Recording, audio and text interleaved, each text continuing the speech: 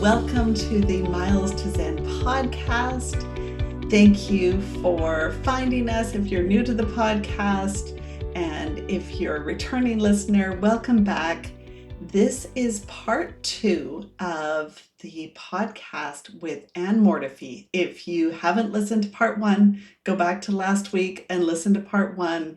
And this is such a great conversation. So grab a cup of tea, cup of coffee, and let's pick up where we left off last week. I was working in Abbey Road Studios, and I remember they played Baptism at the dinner table for them all. Said, "This is our new artist, and we'd like you to, just meet her," and da-da-da-da. It was at the beginning of the meal. And we ate the meal, and suddenly, during this meal, I hear an inner voice that is so strong and so loud, and it says, "If you go down this path, you will not fulfill your destiny." And I went, "What? Like what?" And I'm going to ignore that. That's my fear speaking. That's my whatever. But as the month went by, after we'd done the album and they're preparing for a world tour and everything, it became chokingly real to me that I was not to go down that road. And that threw me into a real confusion, because I thought, well, why would I meet him in New York? And why would he bring me in? Why would all of this have happened if I'm not supposed to follow this path? But I'd had enough experiences by then where every time I did what was right with my inner knowing, I was led to something better. Right. Something more aligned with my spirit, my nature. Boy, that would have been a test. That was a major test. And I remember crying many times about it because I was so confused. Is this me, my fear speaking to me, or is this a higher knowing speaking to me? Did you get any more confirmation? Did your voice pipe up again? No. A bunch of white feathers on the street? But I tell you, but what did happen is I drove in my little mini minor all the way down to Oregon to see a friend, spent one night there and drove all the way back. But on the book, there was a book beside my table, and it was written by Ram Dass. And as I read it, I said, okay, it's about being in the present moment. I mustn't think too much about this. And so I drove all the way back, trying to stay centered in myself and just say, I'll know when the right time's right, I'll know what to do. I can't think about this. And I remember walking into of your time. We hear about that all the time now. Yeah. But for you to be aware of that then, well, with a little help from Ram Dass. Quite a bit of help from Ram Dass, actually. But it was that feeling that I realized when I'm thinking about the future, I'm in total anxiety. Right. When I'm driving the car, I'm very peaceful. I'm just driving the car and staying on the road. And then my mind would go away and I'd get anxious again. Like, well, why would in the past would I be led there, and why this and why that? And what should I do? And I'd get all anxious and I'd come back to driving the car like he had done in the book with his father when his mother had died. And so I had this feeling of just holding steady and saying, I have to have faith that I'll know what to do. And I walked into Doug Edwards, was my musical director at the time. And I walked in and I said, Doug, I'm leaving music. I'm going on a pilgrimage. And that was that. I knew what I was doing. And I went, oh my God, I guess that's what I'm doing. Wow. And so I phoned them and we canceled and life went on. And then that led me to 3 years where I built a chalet in Whistler with a friend, and then we went on a 4 or 5 month bike ride through Europe, through actually France and Italy, and then we went to Lebanon during the Civil War and lived there for a year, and I worked in the Palestinian camps, and then I went off to India and learned how to meditate. And, my life totally changed. But through that time, I was writing Reflections on Crooked Walker. So, and then when I came back, of course, I was blacklisted, but I had so much to say that I came back, and Valerie, I think she had her son by then. I think she did. Anyway, I was blacklisted. No one was going to record me. So I started a record company and did it myself. As one does. As one does. And yeah. And then it just continued on. Yeah. Amazing. And so I want us to get into some of these, magical moments that you had since then, because that feels like just a huge change for you to say, I'm listening to that inner voice, no That matter was a huge thing. how scary that is. It is very scary. And then you took 3 years. And during that time, I imagine you were probably wondered as you were on all these adventures. Oh, yeah. And then so then you came back, you started a musical production company. I know you did tons of performing. You met your husband. What are some of these magical moments that then happened in the life of Ann Mortifee? It's interesting, Shannon, because I'd have to, like, when I was talking to a young person at a festival recently, and who was really lost. And he said, well, you've never been lost. You've always followed your instinct. I said, are you kidding? I was lost most of the time. I often thought I was on the wrong path. Right. I didn't know what I was going to do. I can remember I'd been singing for 10 years. And I said, I still don't know what to do with my life. And they said, are you kidding? Like, you're an artist. Yeah. Oh, because I was more a knower and a feeler than I was a thinker. Yeah. I didn't think much about what I was doing. I was following, but I would have, I honestly, Shannon, it's great we're talking, because I'm of course working out, what am I doing now? What's the next step? Right. And I've just actually am getting some guidance, but I wait for little signs and signals, because I know that whoever it was who watched me as a girl and I knew I couldn't remember her. I think that's our higher self. And that our higher self, the more you realize, when you look into the body, you go down, down, down, down, down into the body. And really, you go from the cells to the molecules, to the atoms, to the electroprotons, to the sparks of divinity, if you like. And then you're into endless empty space that is connected to everything. Now, it's so hard to get your mind around that. But I think I came in because of Gosololo, because of Africa, because of nature, because of things that I didn't trust what I thought, because, and also I was in a sanatorium as a girl for quite some time from TB. And so I learned to be on my own a lot. And I learned to look at the patterns on the wall when the moon came through the leaves in the tree, and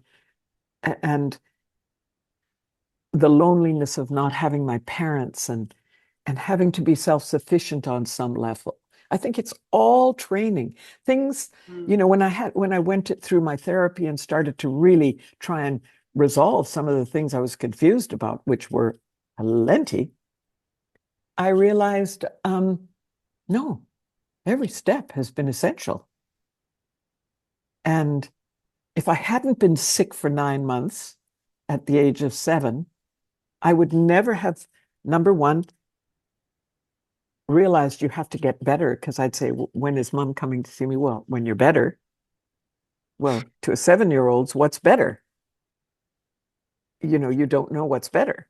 Yeah. You don't even know you're sick and maybe dying, Right.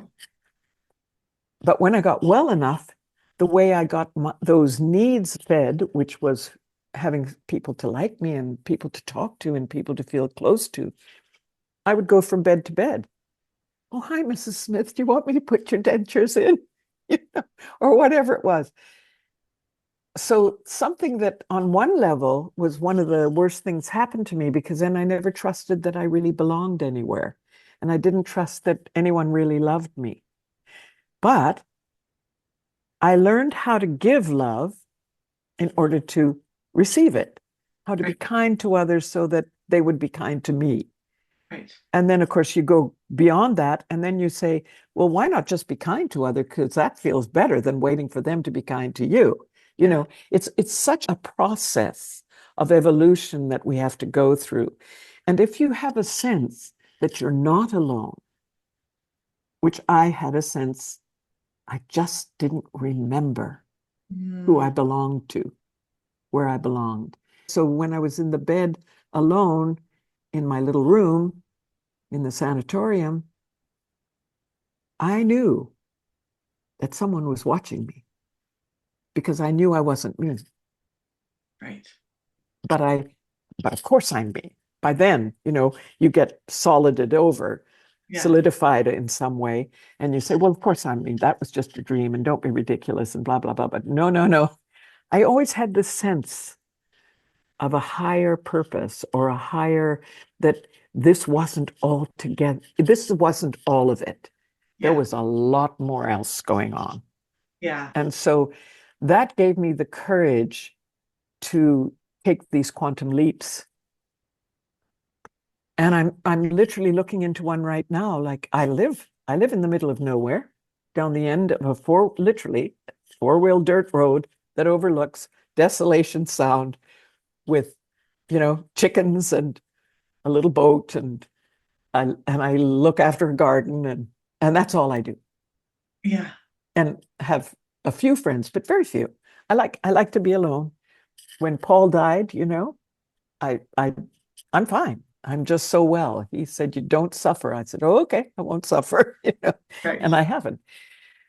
But I've had to ask myself, so was all that just then?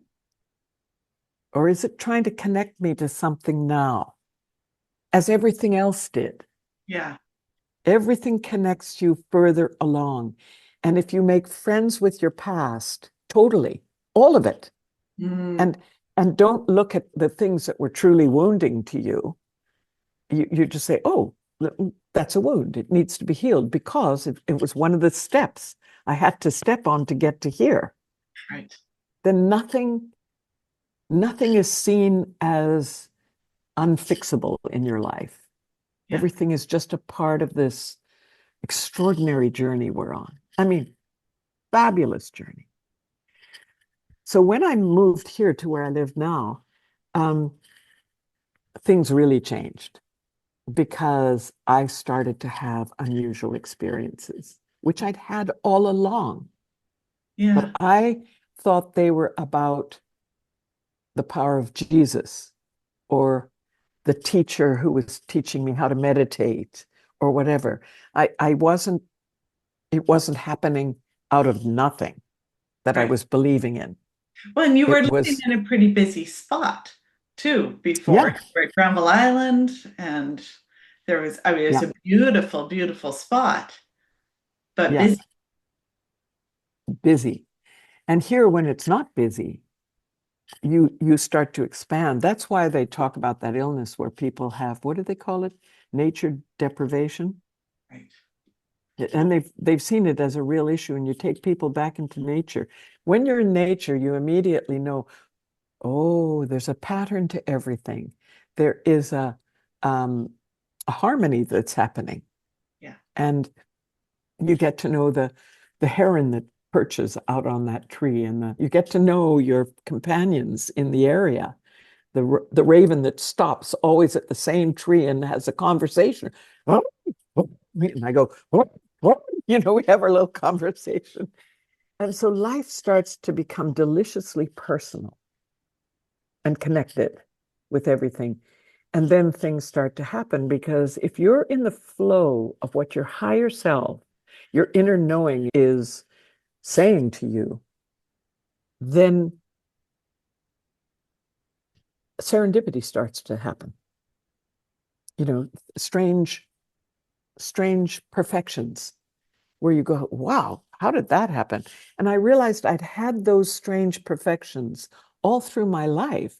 I mean, I'd give up the chance of an artist's lifetime in New York to sing in a Broadway musical, the lead, not just the secondary, but the lead.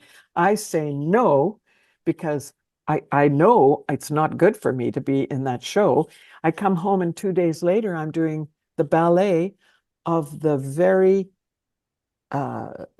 Ecstasy of Rita Joe, which had meant so much to me. And I was able to take the message of what it had to say to other countries all throughout the world, because the ballet became a huge success. Yeah. So I had learned that if you listen to this inner voice, it knows. I don't know how it knows. And I have doubted my inner voice 100 times. Yeah. You know, when I was on my pilgrimage, well, it was nothing like I thought it would be. I thought I'd find a Jesus figure somewhere in the world and I'd be learning to meditate. But no, I fall in love with this gorgeous guy, and we ride bikes through France and Italy. And I live in war-torn Lebanon, which was my choice to go there, because I said, how can you understand man if you haven't been in a war? And I totally learned how horrific it is, how horrible. And that left me with all kinds of wounds. And then I have to be not excommunicated. What is it when you have to be? They had to take everybody who was involved with the UN had to leave. So Yeah. I have to take a plane, and there's 2 planes. One's going to Rome, one to India. And I said, I've always wanted to go to India. I go to India, and I have this incredible experience, and I am led to, I find a book, I'm led to who the person is in the book. I mean, I have all these serendipitous things because I listen. Right. I listen to some kind of inner knowing that is so deep that, you know, when you meet someone and you say, oh, this guy is so gorgeous, and then something in you say, he's not for you. Yeah, but he's so gorgeous. I think I'll go down that path anyway, you know? And then you got to be miserable. You got to be, every time I go against what my higher self said, I was miserable. Yeah. So yeah, now, I mean, I've written, in the years in between, I wrote several other musicals. And one was the extraordinary experience of writing When the Rains Come, which was an anti-apartheid thing.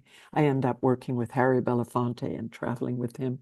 I end up, through writing the play, being led to the head Sangoma of the Zulu nation in Africa and having this extraordinary experience. If you follow what's in you, if you listen to the voice within your own being that is talking to you all the time, if you can slow down enough to listen, I mean, yeah, I wish everybody knew this. It's not that easy to do because you get so pulled into the world. But as you get older, it's easier to do because you look at that little moment when you have a choice to make that's really big, there's a little gap between, I know I'm not meant to do this, and then the gap closes. Mm. And if you catch that, and then you try to open it up again and say, is this true? And you listen to, it's like, don't go with this guy. Oh, yeah, but if you don't listen to the but, if you just do what you know, and it's not about understanding it. Yeah. It's nothing to do with mind.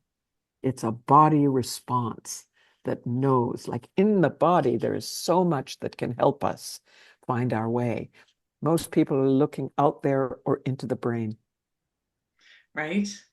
Yeah, I've been working on the last few years, really feeling into my body and what, like if I have a decision, how does it feel? How does it feel? How does it sit with me? And so, an Yes. exercise that I'll do is I will fully visualize, if I have a choice, I will Yeah. fully visualize how one choice feels and put myself in that future of that feeling. Yeah. And then I'll do the same with the other thing.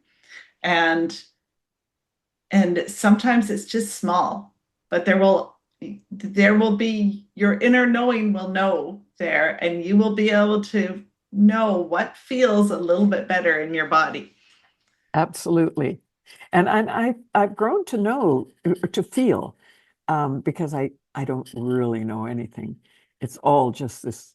Well, that's why I call the book In Love with the Mystery, is because it's all such a mystery. Like with a P for a brain, I'm not going to understand it, you know? Your And body doesn't like you saying that, by the way. Your body thinks your brain is brilliant, yeah, my brain's good. You're good, honey. I'm sorry. You right? know, but I mean, to understand the universe, but you realize that that little moment of knowing is like a little portal into the doorway you have between you and the collective knowing, the wisdom of the universe. And um, and that's why Jane Goodall, when she says she's really looking forward to the next adventure, that's how I feel. Oh boy, oh boy.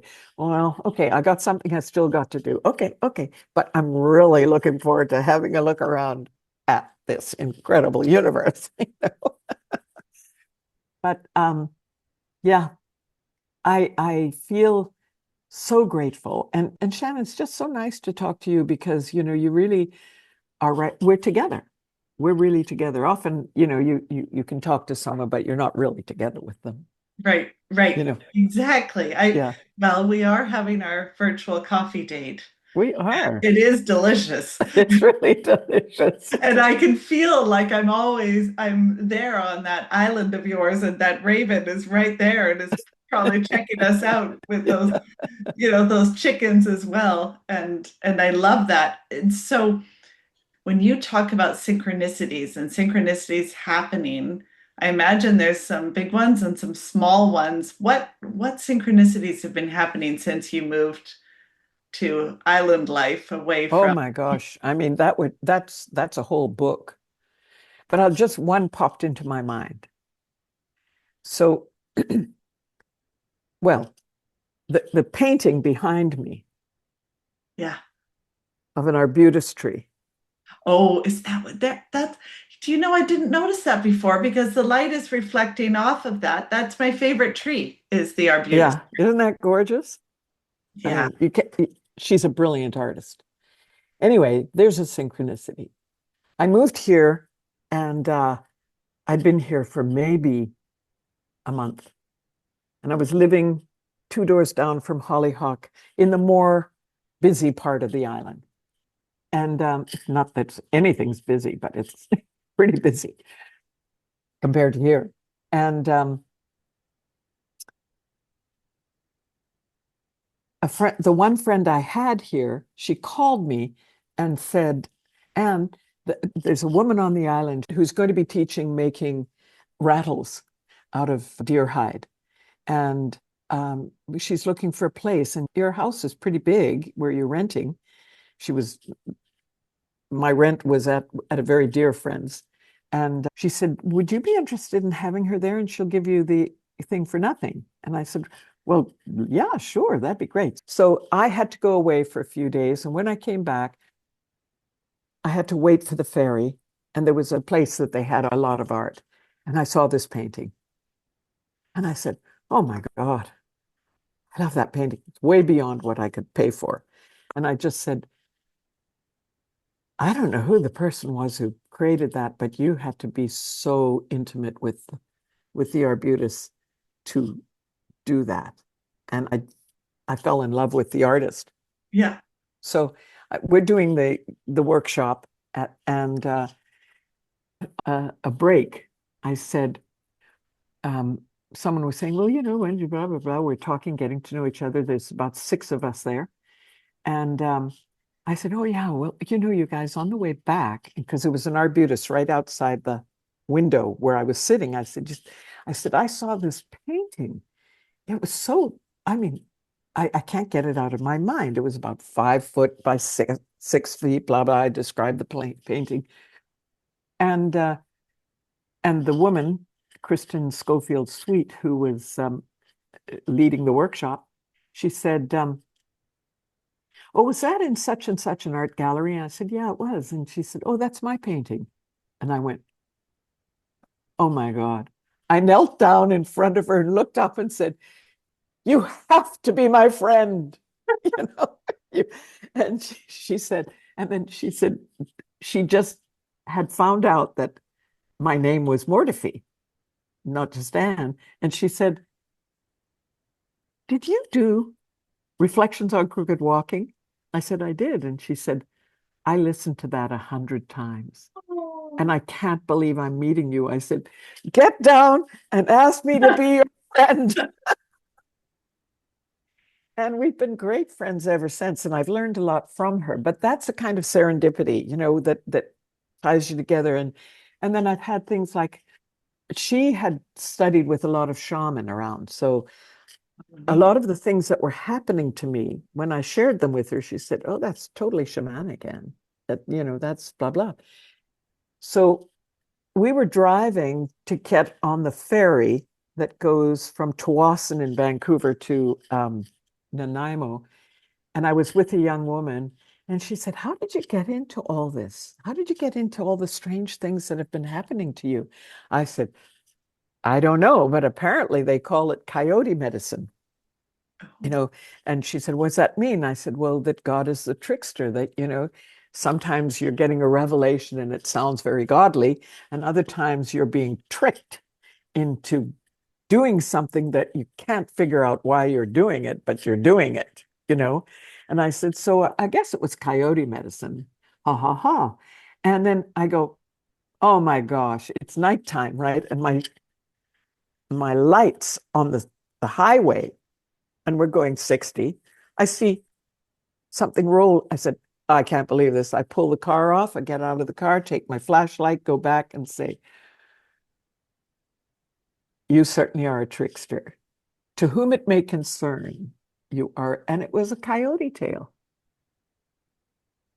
Just the tail. Just the tail.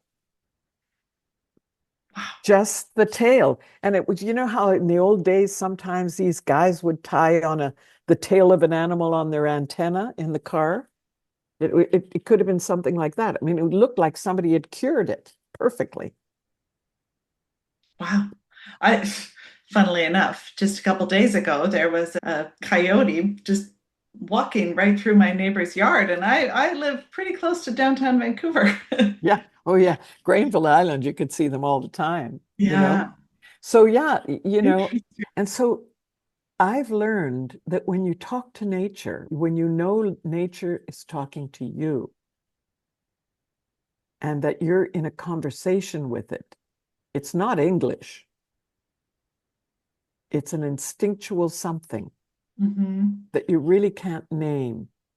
It's a communion more than a communication. It's not like you understand what's happening, but you're being led to something. So I've really learned to trust that. And I've had so many really unusual experiences that I've started to write about, because I think it's important. We forget we're living in a magical world. I mean, if you just get to know your body and see how it functions, I mean, that it isn't real. It's like a simulation, like you watch a movie. You watch a movie and a light comes out, but it refracts into people riding horses over the plains or whatever the story is. That's what's happening here. This is not what we think it is. It's much faster. I know we're kind of interviewing you in our coffee chat, but I want to share a story. Oh yeah, I really want that. So I'd had a dream, And at first in my dream, I was, and I can't remember the order that it happened in my dream, but it was very windy. And I was a tree, an old cedar, really blowing in the wind.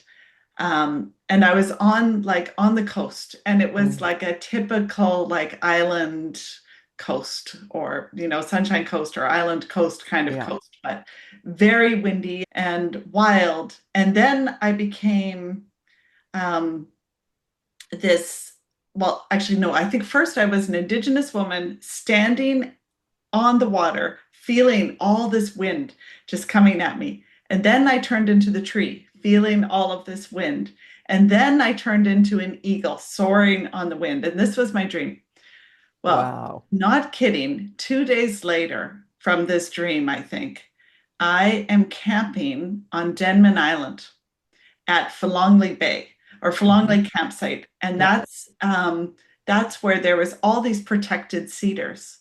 And so there I was standing at the beach, and it was super windy. And I was just like, oh my goodness, this is so familiar. And I look up and there's the eagle. And it was just like, whoa. Now that is serendipity. Yeah, That's when your dreams. So and because of your dreams, you knew you were the tree, the eagle, and yourself. yeah, And that because underneath it, we're all made of the same stuff. So we're all just coagulated consciousness in different forms. And once you really, you can't understand it. Well, you can think about it, but once you're aware that this is a dream, that it truly is a dream. It's a pretty real dream and it has purpose, but it's a dream. And that when you die, you wake up and you go, whoa, that was interesting. You know? Who was I just interviewed somebody who said that's what? No, it's not somebody that I interviewed. It was Liz Gilbert who said when she gets to the end of her life, that's what she wants to say. She wants to kind of like wake up and say, whoa, that was interesting. Yeah, right. Because it is interesting.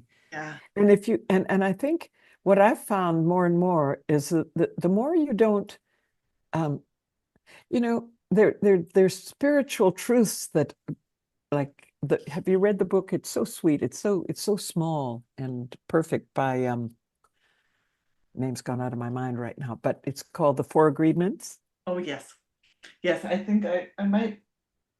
Yeah, it's a beautiful book. I think It's I have it close by. Yes, yeah. definitely Anyway, got it. take nothing personally. Yeah, Make no assumptions that you know anything. Be impeccable with your word. Just be honest. Be honest with what you feel and what you think. When Jesus said the truth will set you free, I don't think he was talking about the great cosmic truth. I think he was saying just be honest, right, with right. yourself, especially. What do you really feel? Yeah, And then do your best. I mean, it's so simple in the end. And gosh, I spent most of my life saying, this is really complicated. I mean, how do you possibly figure out how to work with all of this? But once you start healing your wounds, people can be weird with you and it doesn't bother you. They can like you or dislike you, and it's okay. You yeah. know, it's like with all that's going on in the world. I mean, it's funny. I was just talking to someone recently who's just absolutely devastated by what's going on in the world. Just, they said we may have to go and live off the land because what's going on is so dangerous. The Third World War could be this, that, and the other, and what Trump this and Trump not that, and yes, we like Trump, no, we hate him. And they say, what do you think about it all? I said, oh, I'm just watching the show. I'm not getting involved. I'm not going to fight for who's right and who's wrong. It's way too big for that. I just want to stay conscious. I want to be kind, and I want to do what my instinct says to do. But, to have to take a side just adds to the division. Doesn't mean I don't have my thoughts about it. I do, but I don't share them because I know if I say this, they'll be upset. And if I say that, they'll be horrified. So I let it be. I'm somewhere in the middle. Some of it's good, some of it's bad. You just stick with that internal guidance system. Yeah, yeah. Do you know, those are some fabulous words of wisdom. And normally I like to wrap up with some words of wisdom because I think I could talk to you all day, and I'm sure I could with you too. It was worth the wait for me. I hope it was worth the wait for you, my dear. Oh, absolutely. You haven't gotten rid of me yet, Anne. We may just stop recording, but you haven't got rid of me. And do you have any other words of wisdom you'd like to leave our audience with? Because I think those last things that we've been talking about are so helpful for people to feel all right with themselves and their place in the world. Yeah. Because it will just bring you back to yourself and make you feel more peaceful when you follow those words. And check out that book that Don Miguel, I think is his name. Don Miguel, that's right. Yeah, who wrote the 4 Agreements. Yeah. I think, I mean, just as simply as you said it, you have a guide. Everybody has a guide. It's as close as breathing. You have what you need. And if you follow your instinctual knowing, as well as what you see and what you hear, but at the end, you see and hear everything else outside of you, but there's a guide inside you that will take you where you need to go. Because I feel the body, this DNA encoded body that we have is like a blueprint of what we've come here to learn. And so we're in a specific place with a specific genetic structure and specific wounds and specific talents. And you're really good in some things and you're not so good in another. And all of the complexity of the nature you have is the blueprint of what you've come here to learn and to master. And the only way you can do that is to listen to that inner knowing. And it will lead you to the therapist you need, the place you need to live, the person you need to marry or not marry.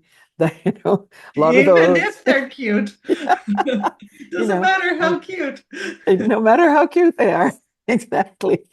And so, I think you've wrapped it up. You have a wise one inside you. Everybody does.